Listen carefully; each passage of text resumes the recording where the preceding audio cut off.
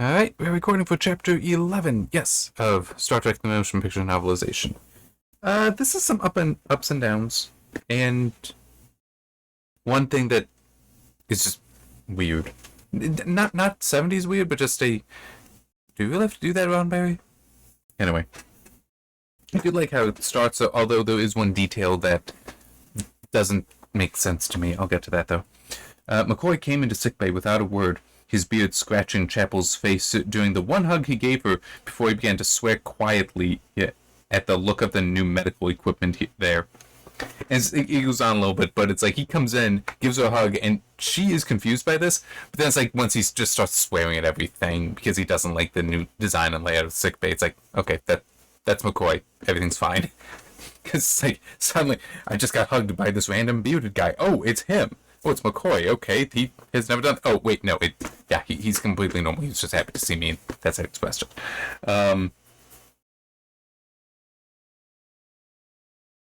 Let me get to this, and then I'll come back to one thing that I don't like what it's doing. I'm not entirely sure why Roddenberry decided to do it, but anyway. But this is her, basically a description from her point of view of Bones, his capability. She'd seen enough examples of his incredible abilities in holistic medicine to know that most of his contempt for drugs and surgery was genuine. Yet when the need arose, McCoy could be as skilled a surgeon as she had ever seen function, and his pharmaceutical knowledge spanned 500 planets. And of the medical hardware here, most of it was a result of McCoy's own studies and recommendations. Right before they had mentioned that McCoy's approach to healing is help the body heal itself. Not don't try to heal the body for the body, help it heal itself. And so then that explanation there. Which is a very reasonable way to approach medicine, by the way. It is... Yeah, your body knows how to heal itself, largely speaking. So it's just do things that support it. And there's various things that you can do there. Not all of them are common knowledge. Anyway, so one thing that I am annoyed by here is, so apparently somebody decided, that Nurse Chapel technically was not Nurse Chapel. Would have been Dr. Nurse Nurse Chapel, I'm not sure, that PhD the entire time. She had a PhD in biomedical research when she had volunteered 7 years ago to serve on the Enterprise as its head nurse. Actually, wait, that doesn't... Well... No, I don't think that makes sense, because I think she was Nurse Chapel in Season 1. But this is 8 years since the mission had started, because it's 3 years after the... The timeline is all screwed up, by the way, in this chapter, because there's that I just noticed. There's also references to how long since Kirk came aboard that don't line up with what had been said previously, so yeah, that's... Yeah, unfortunate. But it still is... I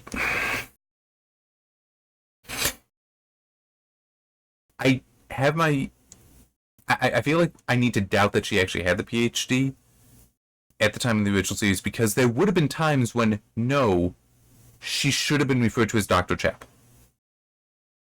For example, if Kirk or Spock were referring to her, I could see, and more conversationally, I could definitely see being a Dr. Chapel. Not McCoy calling her Nurse Chapel consistently when it's like, Nurse, I need you to do something. That makes sense, but yeah, and it's also, it's been many years, so I don't quite remember. I had a friend in college who was starting to be an occupational therapist, but she also had friends there, one of whom was already a physical therapist, but one thing is that physical therapist had actually gotten a PhD, so would be correct in introducing herself as, I don't remember what her name was, but doctor this, and would just have to say PhD, because she was not an MD, she was a PhD, but she was still a doctor. PhD, so this doesn't seem right to me, unless it is just an excuse for either how she can now be ship's doctor, which itself is also screwed up for the timeline that they're mentioning here, or if it's he just wanted to make Chapel seem more impressive, which I'm considering, that was his wife. Yeah, that Admiral Barrett, who plays Nurse Chapel, was Roddenberry's wife. So I mean, maybe I don't know. But it also, one other thing that annoys me is what it describes is that she had been. I'm just trying to see. Did I highlight that? I'm not sure, but there's a reference to her becoming ship's doctor 2 years ago. I'm not sure I'm gonna find it in there, which is a little bit of a problem because 2 years ago, the Enterprise's mission ended 3 years ago. So 2 years ago means that she became ship's doctor 1 year after McCoy had left. So she went from nurse to MD in 1 year. I'm fairly certain that is not possible because nursing and doctoring are very separate things. Okay, a nurse doesn't get promoted to being a doctor. Okay, a nurse would have certain advantages going through the process of becoming an MD, but it's not like, oh no, a nurse just that it's not the same track. It is you have to go over like that, and you would have to if it's like doctors going this way, nurses going this way, and I'm trying to make sure I'm not going off the view. Yeah, and so let's say nurses this way, doctors this way. It would be for a nurse to come over. It wouldn't be like that. It would be more like that. So a little bit of a game, but they are very different skills. And maybe it's just Roddenberry wasn't aware of that. I don't know, but it's like 1 year. I don't know. That doesn't seem right. That really doesn't seem right. Unless, well, no, wouldn't be, because she is being described here as an MD. If it's just Starfleet decided to promote the nurse to be the chief medical officer, not necessarily a medical doctor, but chief medical officer, that's a different matter. And I could actually see that being the case. I legitimately could see that on a ship where a chief medical officer would be, as far as their background, the medical background, would actually be a nurse, not a doctor. And would have doctors, therefore, answering to them. I'm tempted to say her, but there are plenty of male nurses. It is genuinely either field. I mean, I'd actually have to check on this. There is one aspect of MD, of medical doctors, that is very rarely women, and that's surgeons. And that typically, when I've seen that mentioned, is because it is a highly technical skill set, and it's just, for whatever reason, men are typically more technical, but also it takes so much longer to actually develop those skills that men are more willing to devote the extra years to that work, to that study, while women more often would be like, no, I don't want to commit to those extra years because, like, maybe they want to start a family or already have started a family and say, I got responsibilities at home, so I can't do that. But I could see, so just going back, but that was just a little bit of male nurse being a chief medical officer, no problem there. But it is just, I could see a chief medical officer being a nurse that doctors would then have to answer to. I could definitely see that happening. Because I don't necessarily, and I not that I know enough, but it's just, for what I do know, I think it is appropriate to believe that you could decide the most competent medical professional on a ship or chief medical officer is a nurse, not a doctor. I can absolutely believe that. Yep. Completely an aside. Anyway. One thing that did I have anything else in here? Okay, yeah. The one thing here that's actually kind of neat, and I wish we could have done that in like TNG and on, but don't. Well, no. McCoy could not take his eyes off the improved body scan table. With its remarkable capacity to render any part of a patient transparent as if the body were constructed of layered glass. Also says they can even get down to observing molecule pattern changes within a single cell in the body. That's a bit much, but that idea of being able to just see inside a body. Wow, I wish that we could have that in TNG. If TNG were made a decade later, CG probably would have been good enough to manage that. Yeah. Instead, I mean, you got like the surgery table in TNG and also in Voyager, where it does have something that goes over, and in theory they are seeing in, but it's not like the camera ever shows that. Both because it's not a medical show, so they don't want to be showing certain things. But it is also, I don't think that they ever would have used the effects budget to create that effect. But that actually is a really neat idea. And it would make sense as far as like a hologram system, that you have sensors that interpret the data, and then you're just projecting a hologram on there, erasing the actual body to show what's inside. I could see that being the case, and that is neat. It's kind of like how there is actually, I think that they've tried to do that or want to do that with having surgeons wear head-mounted displays so that they can see more so in the body, like have a heads-up display there. And I could definitely see integration like that. It would get tricky because you don't want to remove too much information of something, like if you're having to reach into a body and there's something over top, you don't want to completely hide that. But it's still, I could definitely see some surgeons being like, oh, I'd love that. That'd be awesome. Let's do it. Then we have this sentence here that, and let me just reread it again.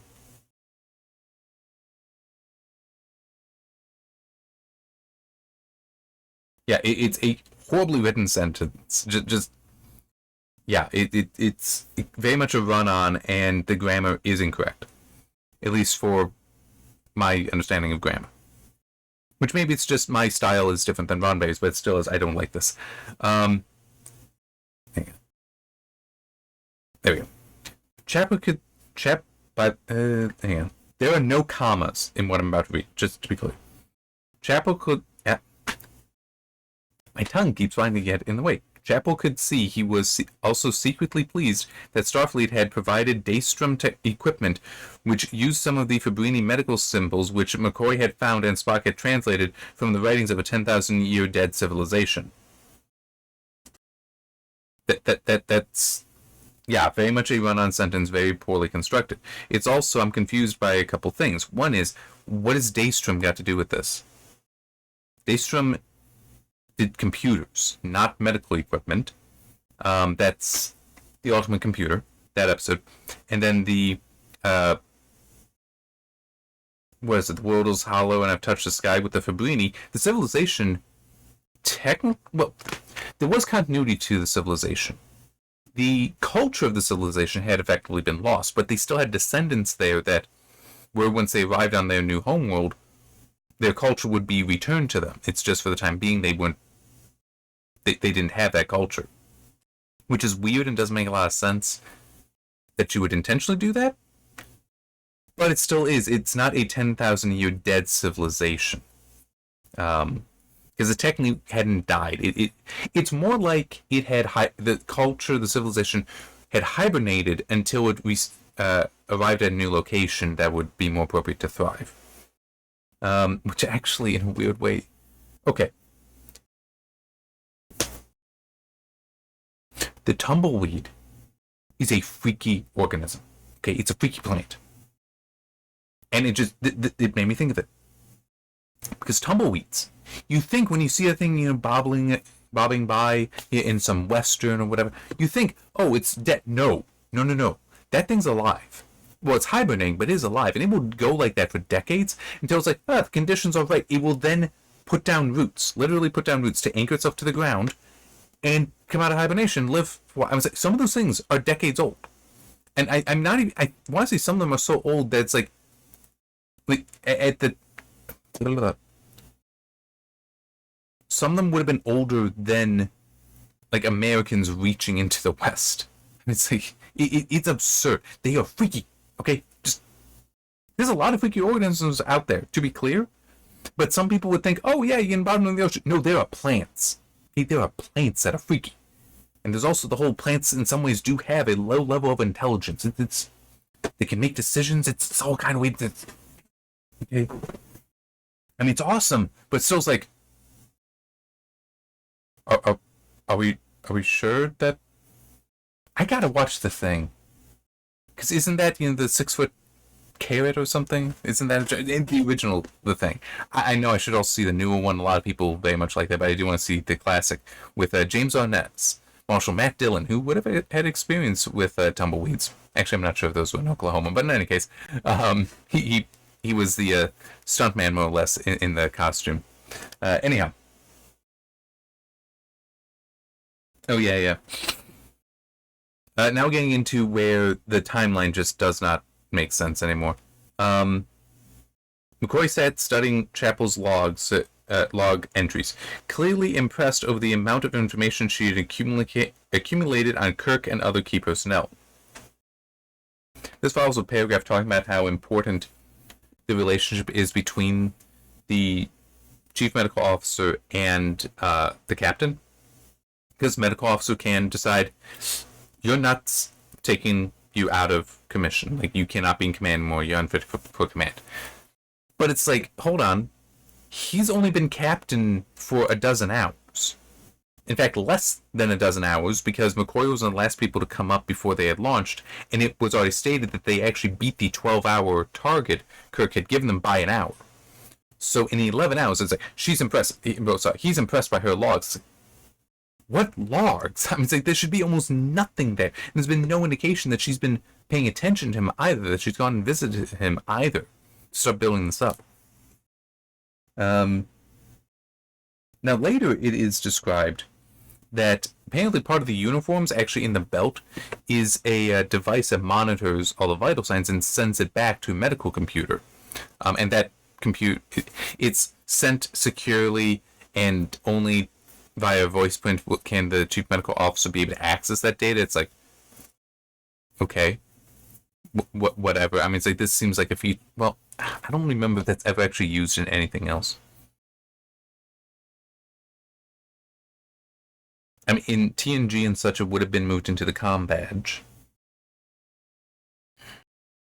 I'm just trying to remember, is it actually ever used in the movies? Not that's coming to mind. There's also technically the funny question of, okay, so they can transmit your medical data in real time to a computer for the entire crew. By the way, it's not just the captain.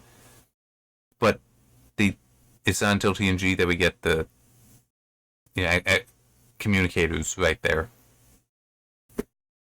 I don't know. I guess it hadn't been thought of yet that we need that for communication, or Roddenberry thought that the medical information was more important, or maybe it'll come up later. I'm not sure. But also, here you got, although it represented only 15 hours of personal scan records since Kirk, and then parenthetically, since Kirk arrived aboard, that's not true though. Because as I said, Kirk gave the 12-hour order before he came on board. So even if we start at that, okay, at when he comes on board for the 12-hour counter, technically it should be earlier. But even if we start at that, it still was at 11 hours that they actually left. McCoy arrived shortly before they left. So it still did only have been 11 hours, approximately 11 hours. Certainly, no way it's more than 12. But it's like, saying 15 hours. It's like, no. Close to 11. Because unless you're saying it took 4 hours for McCoy to walk from the transporter room to sickbay, which he beamed up, talked with Kirk, and then went straight to sickbay. No, that number is wrong. It cannot be 15 hours. Later on, there is a mention of them having been traveling for 2.7 hours, arriving, and that's mentioned when they arrive at Jupiter and actually are going past it and about to engage warp. But it's still 2.7 plus 11, even if we round that up to 3, that gives us 14 hours, not 15. So yeah, it makes me wonder when I spot stuff like this, is it I'm making a mistake? Or is it that the editor for this wasn't paying attention to the numbers and didn't realize, wait a minute, these don't add up? I can understand an author making the mistake, because unless you are noting that down, you're not going to catch it. It also depends on your own editing skills, because technically it's possible that an author, it's like, I know that for me, I tend to write a draft, and then I just make changes on the draft. I tend not to write another draft. But it is I'm doing my own editing. So, but it is I could see some people, if they're not doing their own editing, maybe they're not going back and noticing those details themselves. But it's still, somebody should have caught this before publication even. And certainly a 40th anniversary edition shouldn't have such mistakes. Okay, then there was one thing that it's just like, what? Let's do just want to quickly. Okay, yeah. Hang on. Yes. The moon Io had held some shocks for the first Earth scientists to land there, although not nearly as shattering as the early discovery that Earth's own moon had once served as a base for space voyagers, their identity still a mystery, who had conducted genetic experiments with Earth's early life forms a million or more years before human history had begun.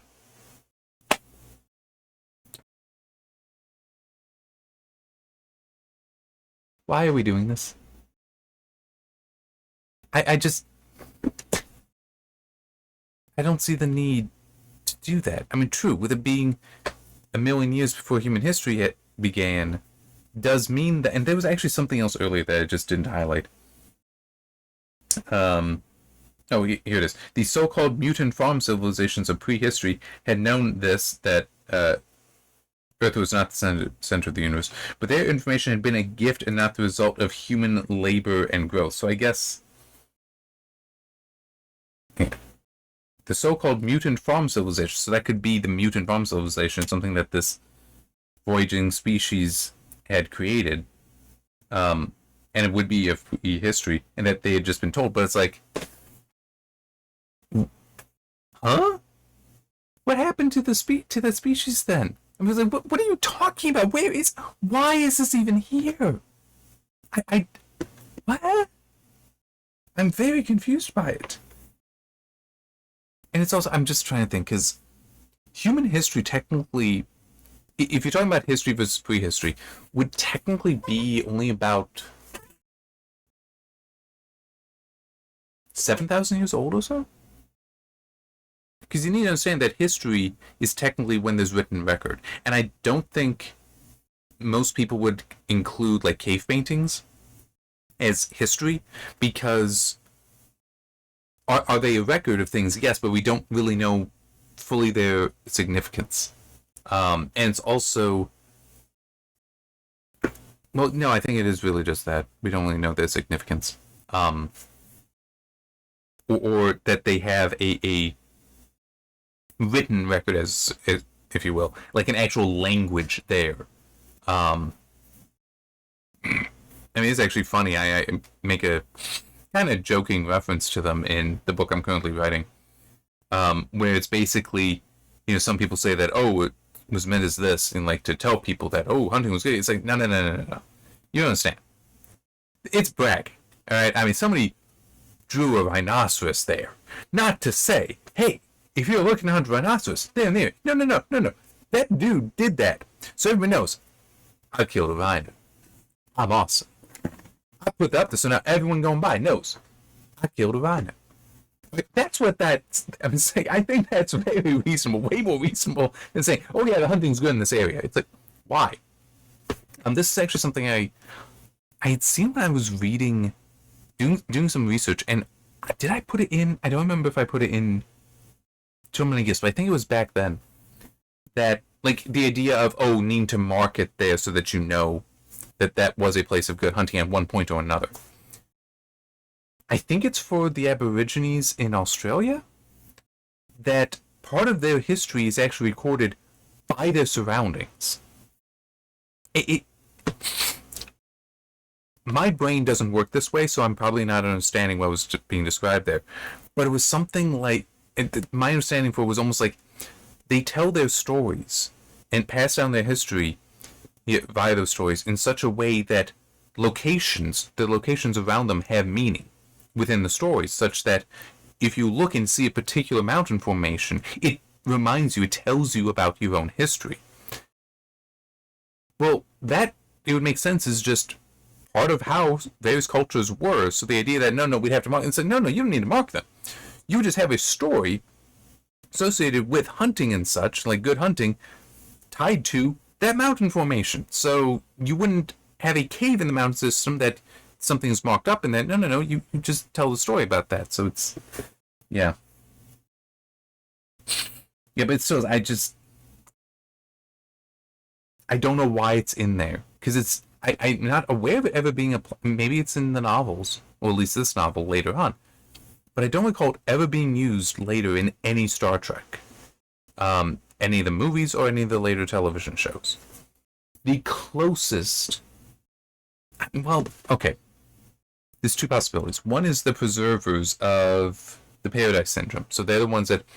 Well, and this actually doesn't make sense. That picked up and moved some American Indians to this planet and put a deflector there to keep it safe. That's the preserver. So the only problem is that would have been only thousands of years ago, not millions of years ago. So it doesn't seem likely it's them. The other is... Oh, I don't remember what the name of the species was. I think it's in season 7. It's a later season of TNG. It's actually kind of funny because you've got Salome... Crap. What was her last name? I want to say Jens, but I might have that wrong. She went on to play the female changeling in Deep Space Nine, though. But the concept was, and it's kind of silly, is that they were a precursor civilization. I think they actually are referred to as the precursors, that had seeded their own genetic information throughout the galaxy because they knew that they were going to die out. So they did this so that new life would spring up. But they put information, they encoded certain information into the DNA so that eventually somebody could recognize the patterns, put it all together, and bring them back to this home world, essentially, and a message to tell them that, hey, guess what, you're all related. And you had the Cardassians, the Klingons, the Romulans, and humans all part of this.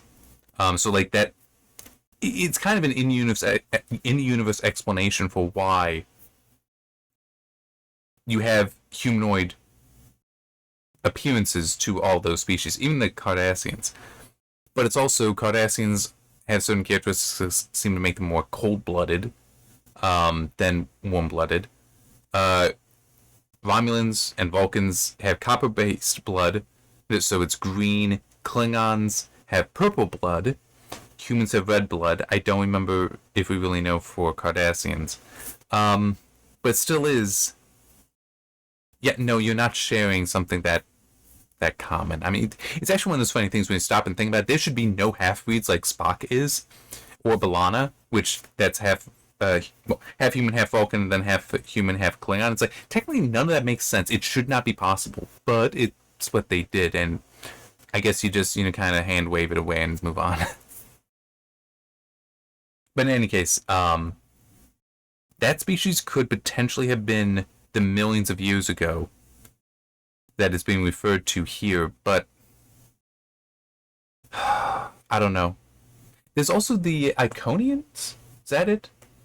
That species that came up every now and then in both TNG and Deep Space Nine, especially with the they had a gateway that in theory would allow you to just like step through them and be anywhere in the galaxy even. That came up there was an episode of Deep Space Nine, I don't remember the name of it, where a rogue group of Jem'Hadar had found such a gateway and were threatening to use that to basically lead their own war. And the thing is, that would jeopardize not only the Federation, but also the Dominion, so they actually worked together to stop them. But in TNG, I think there were at least 2 episodes. One of them also involved Romulans there, and it's like something had been found, but a virus was infecting Confusum. Anyway, yeah. I need to actually watch through those. Okay.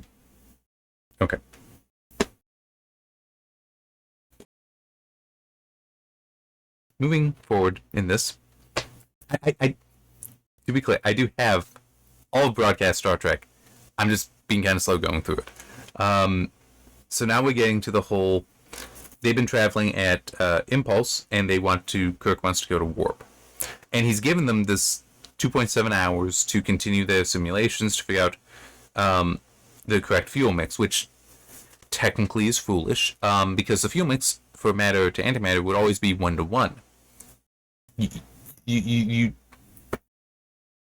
it would only ever be 1-to-1. Okay, I mean, it's because it's total annihilation. They would only ever be 1-to-1. Are you controlling the type of fuel? That I could see maybe, but also the amount that you would need. But that's let's just see what happens when you literally turn the gas up. Hit the throttle to put more fuel in an engine to see what happens. Not, yeah. So anyway, Decker talking, Captain, this is your decision to make, of course, but I'd still recommend additional fuel simulation studies. Mr. Decker, the only point in intercepting the intruder is to have time to investigate it before it reaches Earth. That means we need warp drive now. Kirk was aware that McCoy was giving him curious look. He's coming to the bridge, but Decker's requests for further fuel studies deserved a stern reply. Yeah, it does. Yeah. There. Need to adjust where that where that highlight starts. There. Because Kirk is completely correct there. Decker is basically being overly cautious. Yes, it does sound with good reason, but still is look, you wanted 3 hours. I gave you just about that. And we do need to do. I was like, this is an emergency, dude. We can't just sit here and then be like, get the ship all perfect, and then it's too late to do anything. That is not an option. It's kind of like I always said in a previous video. No, the Enterprise is ready when we leave. It's not it'll be ready in some. No. When I gave you the deadline for us to launch, that is when we're ready. You can keep working on stuff after that. That's fine. But it is ready when we launch. That is the level of emergency this is. And in some ways, Decker not understanding that does demonstrate Kirk is absolutely correct to have taken command. That Decker does not understand the urgency of the situation, and Kirk does. Okay, just it doesn't matter that Decker technically proves correct here because of the issue that they end up having with the warp drive. That's irrelevant. His decision not to get to the intruder, get to Vidra as fast as possible, is the wrong decision. Kirk is correct, even if it does lead to this problem. Okay, But now we get an interesting explanation for how warp works that I do not care for. I will explain why.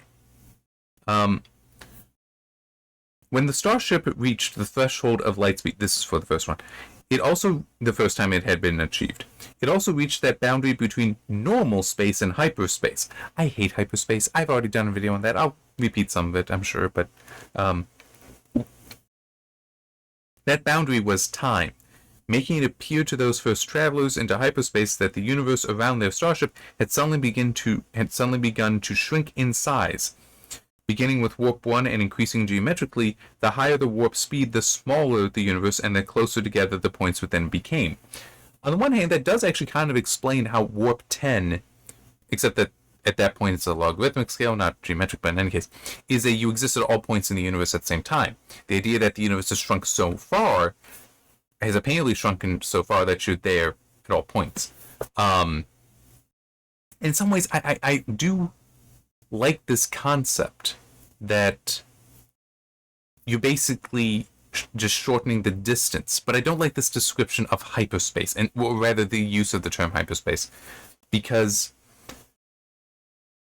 it is not necessarily the same hyperspace as Star Wars or Stargate.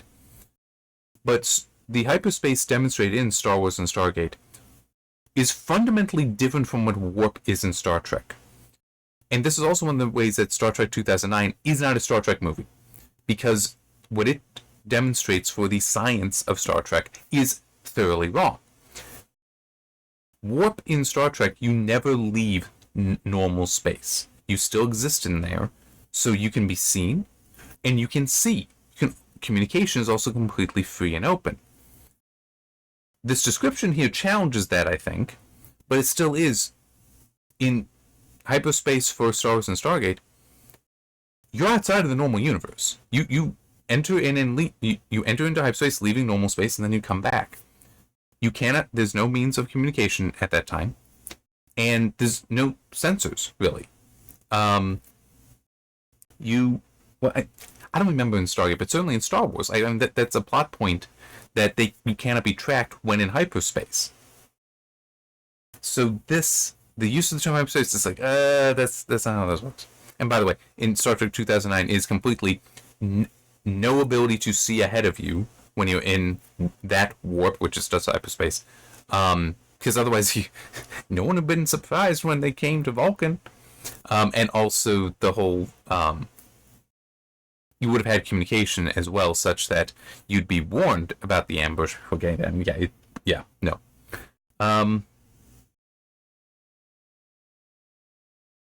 I am curious about what he means by the boundary was time. I mean, it's just in the universe shrinking. I mean, I can just understand it as like, because you're traveling so fast, it simply seems as though, from your perception, the distance between points has shrunk. Instead of it being that you're just crossing the distance in a short amount of time, no, the distance itself is smaller. I'm good with that. And as I said, that makes sense with how they describe Warp 10. But it's... And if that's all he means by hyperspace, I'm okay with that. That it's just that a description of that phenomena. But it's still... I'm not comfortable with that because that would then influence communication, although subspace is referred to, and that can be its own set of physics, I guess. But sensors, in theory, would also be a problem. And I think, yes, there is the ability to have combat at warp in Star Trek, at least in TNG. Do we ever see it in the original series? I don't remember. It's also harder to say because, like in TNG, they had the effects budget to show a ship at warp. But it's like Q-Who, when we first meet the Borg.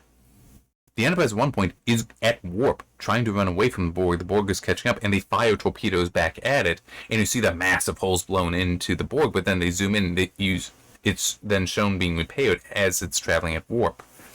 And it's like, I'm not sure how that could work when your space is essentially the distances are changing. I'm not sure how that would really work. So yeah, I'm not the most comfortable with that description. I like it. It's just it has consequences that I don't think align with what we later see in Star Trek. And I'm not even sure if it really aligns with what we had seen previously in Star Trek as well. So, and I'm also just thinking, would that technically mean that a weapon could become more effective if it's traveling at a high warp speed, because distances are smaller? So it's like, well, this explosion will only be a meter wide. Well, if you have it moving then so fast that 82 AU appears to be 1 meter, then suddenly that one torpedo is a lot more powerful. It's like, no. Yeah, so anyway, the chapter ends with the wormhole having been created, which, no. And the asteroid is in there, so it's a, oh no, what do we do kind of situation. So it'll be in the next chapter when we would have Kirk saying use the phasers, and Deckard countermanding that, saying no, use torpedoes, and that whole thing. But well, here, let me actually, how it describes on the main viewer, the hyperspace spiraling of stars and fluid light. I'm not even sure what that, the spiraling of stars and fluid light, I'm not sure what that's, well, I'm trying to remember how it looks in motion picture. In the original series, it was just they're going by faster. That's it. That's not spiraling or fluid light, but it is different in the motion picture. Anyway, stars ahead. Suddenly narrowed into a vortex as as if a plug had been pulled and the universe was being sucked, spiraling down a cosmic sink drain. Klaxons continued blaring loudly while the viewer offered a window of the time-matter distortion which the Enterprise had created. Stars became strange, elongated shapes as the Enterprise was drawn deeper and deeper into the hyperspace vortex. As I got no concept of what he thinks is happening here. If you're just describing that distances have appeared to shrunk for the universe, then how is this vortex created? Like, what would be the ultimate exit of this vortex? I'm not really sure what's being described here. And also I have the issue of, I actually have an understanding of what a wormhole in reality would be. This isn't it. Yeah. So I guess for an artificial wormhole, if it is just you've accidentally created, well, no, it still wouldn't be that, because that would just be like a warp corridor for what he's described for how warp is. That's all a wormhole would be. In effect, an artificial warp corridor. But I don't understand what the vortex is referring to here. I mean, it's just I'm not picturing what's going on here. So maybe that's just I've got too much knowledge of my own as to how Star Trek works later. Too much knowledge as to how wormholes would actually be. That I can't comprehend it because I'm biased towards this knowledge I've had for years versus the knowledge I've just read. Or if it is. And this is possible that Roddenberry is just throwing out things that sound neat, but that he's just throwing out jargon here. It's not actually meant to be coherent. Or that it was a thought that he had that's like, oh yeah, this just makes sense, and he couldn't explain it. Which is something I do not doubt that I'm guilty of. Maybe not always in my writing, but I know it would at least be possible in my writing. It is very probable. I've also done that in other things I've written too, guides and such, where it's like I know how this works, and then explain. Doesn't everyone understand? No, none of us understand this. Oh, okay, I'll be ready. I mean, so yeah, I don't know. I guess another thing that I also thought is I don't know why this would be the result of the fuel, because it's like, you're powering the warp drive. The warp drive is what created this. How is a fuel imbalance going to cause this to happen? I'm just, hopefully that gets explained, because I mean, it's like you don't, by, at least from my understanding with a car engine, you don't, by putting in too much gasoline or too little gasoline, or have the wrong mix of gasoline and air, suddenly cause wheels to spin at different speeds or something. I mean, it's like